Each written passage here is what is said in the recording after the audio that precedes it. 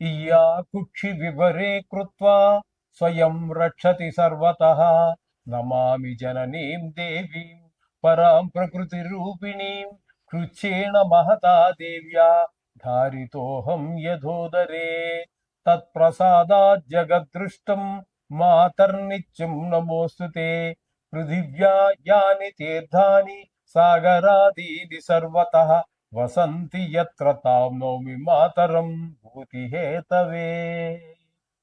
మాతృదేవో భవ పితృదేవో భవ. ఇప్పుడు మనము జూన్ నెల 2026 సంవత్సరం గోచార ఫలితాలు ఏ విధంగా ఉంటాయి అనేటటువంటి విషయాన్ని మనం సశాస్త్రంగా తెలుసుకునే ప్రయత్నం చేద్దాము. ఇందులో నా కల్పనలు కానీ కల్పితాలు కానీ ఏమి ఉండవండి.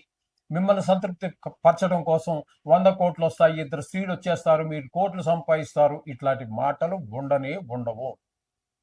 అలాగే మిమ్మల్ని భయభ్రాంతులు చేసేసి ఆ గ్రహం మీద బాగాలేదయ్యా, నువ్వు చచ్చిపోతావు, లేకపోతే నీ కొంపంతా మునిగిపోతావు, లేకపోతే నువ్వు పీకల్లాగా మునిగిపోతావు, నువ్వు అప్పులు పాలైపోతావు, నాశనం అయిపోతావు, ఇలాంటివి ఏమి చెప్పి మీ చేత ఒక జపం పెట్టించాలి, ఆ డబ్బులేవో నాకు రావాలి అనేటటువంటి విషయం కూడా ఉండదు. కేవలము శాస్త్రం కోసమే పెట్టబడినటువంటి మన ఛానల్. మీకు శాస్త్రమే కావాలంటే మా దాన్ని చూడొచ్చు, లేదా మీకు కావాలనుకుంటే వేరే ఛానల్ ఏమైనా చూడవచ్చు. అంటే సశాస్త్రంగా చెప్పేవాళ్ళు కూడా ఉంటారు.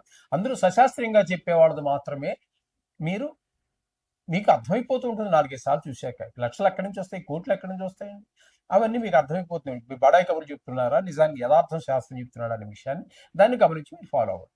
ఓకే, ఇప్పుడు 8 నిమిషాలు అవగానే బాబు ఇట్లాను ఇప్పుడు మొదట చెప్పింది సుత్తి అంతా ఉండదు, ఇదన్నిటికీ కలుపుకోండి మీరు. ఓకే, వృషభ రాశి వారికి జూన్ నెల 2026 సంవత్సరంలో గోచార ఫలితాలు ఏ విధంగా ఉంటాయో సశాస్త్రీయమైన పద్ధతులు తెలుసుకునేటువంటి ప్రయత్నం చేద్దాము. వృషభ రాశి వారికి రవి 15వ తారీఖు వరకు జన్మంలోను, తదుపరి ద్వితీయ స్థానంలో అంటే 16వ తారీఖు నుంచి నెలాఖరు వరకు ఇక్కడ మీకు రవి యొక్క సంచారం గోచరిస్తోంది.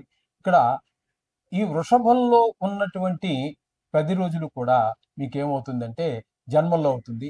జన్మంలో కానీ తదుపరి వృషభంలో ప్రవేశించినటువంటి వాటిలో 2వ స్థానం అవుతోంది. 1-2 స్థానాలలో రవి శుభ ఫలితములను ఇవ్వజాలరు. మొదట ఉన్నటువంటి ఆ 10 రోజుల్లో 15వ తారీఖు వరకు మాత్రం మీకు చెడు ఆలోచనలు, చెడు వైపు ఎక్కువగా మనసు లాగటం లాంటి ఫలితాలన్నీ కనిపిస్తూ ఉంటాయి, చెడు ప్రవర్తన వైపు.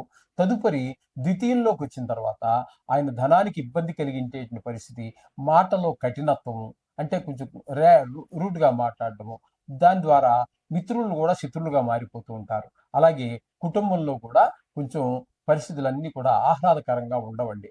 వాళ్ళు ఏదో ఒకే వస్తువు ఇప్పుడు ఎందుకంటే మనకి ధనానికి ఎప్పుడైతే ఇబ్బంది కలిగిస్తున్నాడో భార్య ఏదో కావాలంటుంది, పిల్లవాడు ఏదో కావాలంటాడు, మన దగ్గర ఉన్న డబ్బులు చాలినప్పుడు ఏమవుతుందంటే సహజంగానే మగవాడికి కొంచెం చికాకు పరాగ్గా ఉంటుంది. తద్వారా మీరు చిరాకు పడితే వాళ్ళకి ఏమో బాధపడతారు. ఆ విధంగా కుటుంబంలో కూడా ఏ విధమైనటువంటి ఆహ్లాదకరమైన పరిస్థితులు ఉండవు. ఇది రవిగ్రహం యొక్క సంచారం వల్ల ఫలితాలు ఉన్నాయి. అయితే ఈ వృషభ రాశి వారికి కుజుని యొక్క సంచారం 10 రోజులు అంటే 21వ తారీఖు నుంచి 10 రోజులు మాత్రం ఇక్కడ మీకు జన్మంలో చూపిస్తోంది. మరి 1వ తారీఖు నుంచి 20వ తారీఖు వరకు ఎక్కడికి పోయాయి అన్నట్టయితే కుజుని యొక్క సంచారం మేషంలో ప్రారంభమైంది కాబట్టి 1000 స్థానంలో ఉన్నారు కుజుడు. 1000 స్థానంలో కుజుడు ఏ విధమైన శుభఫలితాలు ఇవ్వజాలడు. డబ్బులు ఖర్చు, ధన నష్టం, ధన వ్యయము, శత్రుభయం, మనోవిచారం ఇలాంటివన్నీ చెడ్డు ఫలితాలు ఇస్తూ ఉంటాడు. తదుపరి జన్మంలోకి వచ్చిన తర్వాత ఇక్కడ ఒక 10 రోజులు ఉంటున్నారు. జన్మంలో కూడా ఆయన చెడు ఆలోచనల వైపు, చెడు ప్రవర్తన వైపు ఎక్కువ మొగ్గు చూపించేటువంటి అవకాశం ఈ కుజుని యొక్క సంచారం వల్ల మనకు కలుగుతూ ఉన్నాయి. ఇకపోతే ద్వితీయ స్థానంలో గురువు ఒక్కరోజు ఉన్నారు. ఒక్కరోజు కూడా కాస్త ఏదో మీకు అనుకూలమైన ఫలితాలే ఇస్తారు. కానీ తదుపరి గురువు తృతీయ స్థానం అయినటువంటి కర్కాటకంలో 29 రోజుల పాటు సంచారం చేస్తున్నారు. తృతీయ స్థానంలో గురువు యొక్క సంచారం వల్ల మీ కుటుంబంలోని వారు కానీ, మీరు ఉద్యోగం చేసే స్థలంలో కానీ, వ్యాపారం చేసే స్థలంలో కానీ ఎక్కడ మీరు వ్యవసాయ విషయాల్లో మీరు ఏ పని చేసినప్పటికీ కూడా ఒక సహాయ సహకారాలు అందనటువంటి పరిస్థితి ఉంటూ ఉంటుంది. ఎవ్వరూ మీకు సహకరించరు, మనసా వాచ కర్మణ కూడా. ఈ విధంగా గురువు పూర్తిగా మీకు, అంటే ఒక్కరోజు వదిలిపెట్టండి కానీ మొత్తం నెలంతా కూడా మీకు ప్రతికూలమైన ఫలితాలనే గురువు ప్రసాదిస్తూ ఉన్నారు. ఇకపోతే ఇక ఆ, శుక్రుని యొక్క సంచారం ద్వితీయ స్థానంలో 8 రోజులు, 22 రోజుల పాటు తృతీయ స్థానం. శుక్రుని యొక్క సంచారం మీకు తీసుకున్నట్టయితే 2వ స్థానంలోను 3వ స్థానంలోనూ కూడా మీకు శుక్రుడు అనుకూలమైనటువంటి ఫలితాలనే ఇస్తూ ఉన్నారు. 2వ స్థానంలో ఉన్నటువంటి 8 రోజులు ధనానికి లోటు లేకుండా ఈయన వంతు, ఇందాక మనం చెప్పుకున్నాం గురువు గురించి, మనం ఏదో చెప్పుకున్నాం కదా, అదే బుధుడు వాళ్ళ గురించి, రవి గురించి. అక్కడ మీకు వస్తున్నటువంటి ఫలితం వేరుగా ఉంటుంది. ఇక్కడ ఒక గ్రహం వ్యతిరేక ఫలితాలు ఇవ్వచ్చు, ఒకే రాశిలో ఉన్నటువంటి గ్రహాలు వేరు వేరు ఫలితాలు ఇస్తూ ఉంటాయి. ఇక్కడ శుక్రుడు మీకు 2వ స్థానంలో ఉన్నప్పుడు ధనానికి లోటు లేకుండా చూస్తారు. అలాగే మాటలో, కుటుంబంలో ఆహ్లాదము, మాట తీరు బాగుంటుంది. కంటి జబ్బులు ఉన్న వారికి కొంచెం అనుకూలమైనటువంటి ఫలితాలు ఉండటం, ఇవన్నీ మీకు ద్వితీయ స్థానంలో ఉన్నప్పుడు. తృతీయంలో ప్రవేశించిన తర్వాత అందరి యొక్క సహాయ సహకారాలు కూడా మీకు తెలిసిన వారు, తెలియని వారు, ఉద్యోగ స్థలంలో, ఇంట్లో, బయట అన్ని చోట్ల కూడా మీకు అనుకూలమైనటువంటి ఫలితాలన్నీ కూడా ఈ శుక్రుడు ఇస్తున్నాడు. మీకు పూర్తి ఫలితాలను శుక్ర భగవానుడు ప్రసాదిస్తూ ఉన్నాడు. ఇకపోతే బుధుని యొక్క సంచారం తీసుకున్నట్టయితే ద్వితీయ స్థానంలో ఒక 22 రోజులు, బుధుడు 22 రోజులు మీకు అనుకూలమైన ఫలితాలు ఇస్తూ ఉన్నారు. 2వ స్థానంలో ఉన్న కారణంగా ధనము, వాక్కు విషయాలన్నింటిలో కూడా మీకు ఇంట్లో అందరూ ఆనందంగా ఉండటం లాంటివి అన్ని మనకి ఇస్తూ ఉన్నాడు బుధుడు. తదుపరి ఆయన 8 రోజుల పాటు మళ్ళీ తృతీయ స్థానంలో, ఈ తృతీయ స్థానంలోకి వచ్చాక ఎవరి యొక్క సహాయ సహకారాలు మీకు అందకుండా పోతాయి, వారు అనుకూలించజాలరు. ఈ విధమైన ఫలితాలన్నీ ఇస్తూ ఉన్నారు బుధుడు. ఇకపోతే చతుర్థ స్థానంలో కేతువు, చతుర్థ స్థానంలో కేతువు అనుకూలమైన ఫలితాలు ఇవ్వజాలరు. అమ్మగారి యొక్క ఆరోగ్య విషయంలో ప్రత్యేకమైన శ్రద్ధ తీసుకోండి. అలాగే విద్య విషయంలో శ్రద్ధ వహించండి.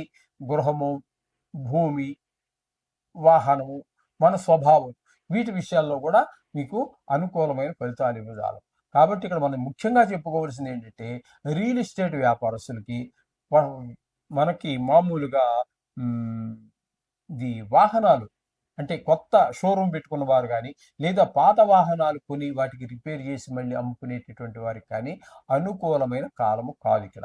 అందుచేత ఈ విధమైనటువంటి పరిస్థితి ఉంటుంది ఇక్కడ. తగు జాగ్రత్త తీసుకోండి. ఇకపోతే ఇక్కడ మీకు దశమ స్థానంలో రాహుగ్రహ సంచారం, దశమ స్థానంలో రాహుగ్రహ సంచారం వల్ల వృత్తిపరమైన ఇబ్బందులు చాలా ఉంటాయి. వృత్తిపరమైనటువంటి ఇబ్బందులు, మీరు సొంతంగా వ్యాపారం చేసుకున్నారు, వ్యాపారం లాగకపోవటము, లేకపోతే వ్యాపారంలో నష్టం రావటము, మీరు కొన్న వస్తువు సడన్ గా రేటు తగ్గిపోవడం ద్వారా మీరు అమ్మవలసిన పరిస్థితే కదా, దాచుకోలేరుగా, తగ్గింది కదా అని కొన్ని వస్తువులు నిల్వ పెట్టచ్చు, కొన్ని వస్తువులు అమ్మవలసిందే, పాడైపోతాయి. అందుచేత ఆ విధంగాను మీకు వృత్తిరీత్యా ప్రైవేట్ వ్యాపారస్తుంది. అదే ప్రభుత్వ ఉద్యోగం ఉన్నాడు అనుకోండి, వాడికి నష్టం రావడానికి అవకాశం ఉండదు. కానీ అతను చేసినటువంటి పనిని వాళ్ళ బాస్, వారి పై అధికారి ఎవరైతే ఉన్నారో వారు ఏందయ్యా ఇంత అన్యాయంగా చేస్తున్న పని, బాగలేదు అని చెప్పి కొంచెం ఒక రకంగా చూడటం, సరైన గౌరవం లభించకపోవడం లాంటి మనం చేసే పనులు కూడా అవకతవకలు జరిగే అవకాశం ఉంటుంది. ఇందుకు కారణం ఇక్కడ రాహుగ్రహం ఉన్నారు కాబట్టి.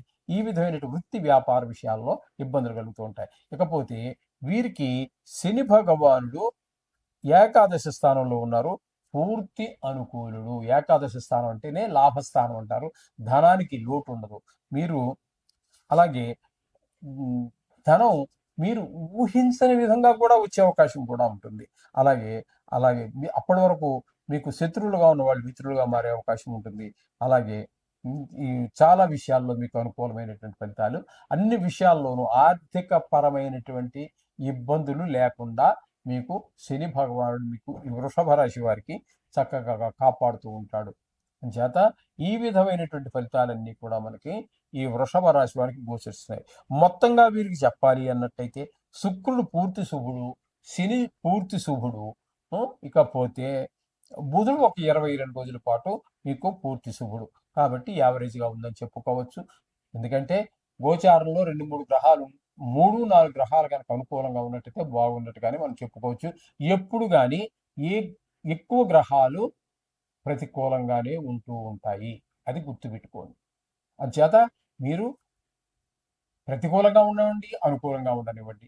కానీ మీరు మాత్రం నిత్యము నవగ్రహాల యొక్క ఆ శ్లోకాలు ఏవైతే ఉన్నాయో మనం చెప్పుకున్నాం కదా, అవి చదువుకోండి. అవి చదువుకున్నట్టయితే అనుకూలంగా ఉన్న గ్రహాలు మరింత శుభాన్ని, ప్రతికూలంగా ఉన్న గ్రహాలు కొంత అనుకూలంగా మారే అవకాశం ఉంటుంది. ఆ విధంగా చేయండి. శుభం భూయాత్.